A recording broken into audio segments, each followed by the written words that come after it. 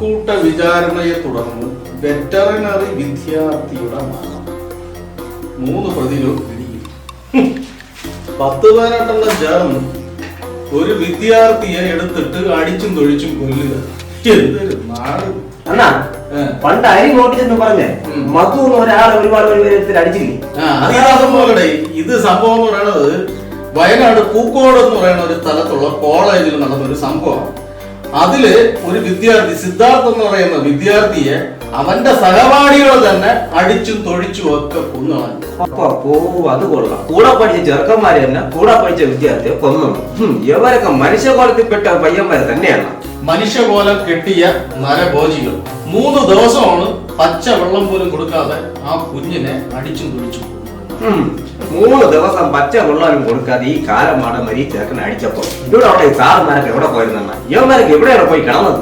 എവിടെ പോയി? അവന്മാർ ഇതൊക്കെ കണ്ട് സൂഹിച്ച് അവിടെ നിന്നാണ്, അല്ലാതെ അവിടെ പോവാൻ. അപ്പൊ ഈ കോളേജിലെ വിദ്യാർത്ഥികളും ഇതെല്ലാം കണ്ടുകൊടുക്കുന്നല്ലാണ്.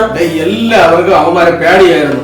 അഥവാ അവിടെ ഉള്ള ആരെങ്കിലും ഇവന്മാർക്കെതിരെ ഒരു ശബ്ദം ഉയർത്തി കഴിഞ്ഞാൽ അവർക്ക് ഈ ഗതികേട് വരുമെന്ന് വിചാരിച്ച് മിണ്ടാതിരുന്നതാണ്. അത് മാത്രമല്ല, ഒരു പ്രമുഖ രാഷ്ട്രീയ പാർട്ടിയുടെ യുവജന സംഘടനയിലെ നേതാക്കന്മാരാണ് ഈ ഗുണ്ടകൾ. അപ്പൊ ആളെ കൊല്ലാനാണോ ഈ സംഘടന ഉണ്ടാക്കി വെച്ചിരിക്കുന്നത്? ഈ കോളേജിൽ ഇതിന്റെയൊക്കെ വല്ല ആവശ്യം ഉണ്ടാകുന്ന?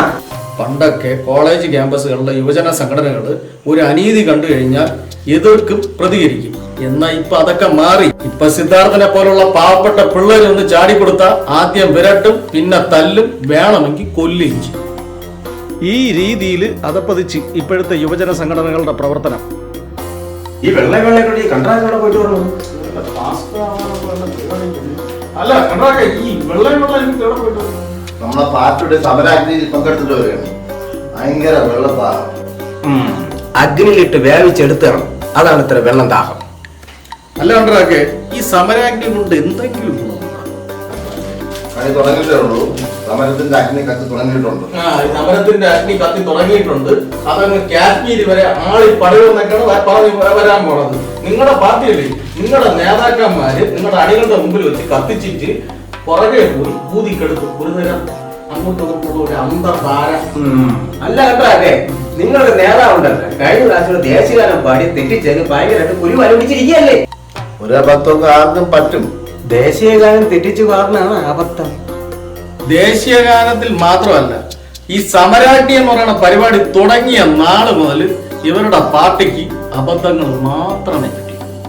അണ്ണാ, ഈ സമരാഗ്നി എന്ന് പറഞ്ഞ പരിപാടിക്കകത്തല്ല അണ്ണാ ഒരു നേതാവ് മറ്റൊരു നേതാവിനെ മൈക്കിലൂടെ തെറി വിളിച്ചത്. അത് ഈ സമരത്തിന്റെ അഗ്നി ആളി പടർന്നപ്പോ സംഭവിച്ചു പോയതാണ്. നിങ്ങളുടെ നേതാവെ ദേശീയഗാനം പാടി തെറ്റിച്ചതിന് കേസ് പോയിട്ടുണ്ട്. അത് മാത്രമല്ല, ഈ ദേശീയ ഗാനം പാടിയപ്പോ കൈകെട്ടി രസിച്ചവന്മാരുടെ പേരിൽ മിക്കവാറും കേസ് എടുക്കാനുള്ള സാധ്യത. കൺട്രാഗാനം പോയിരുന്നു, കൈ അടിച്ച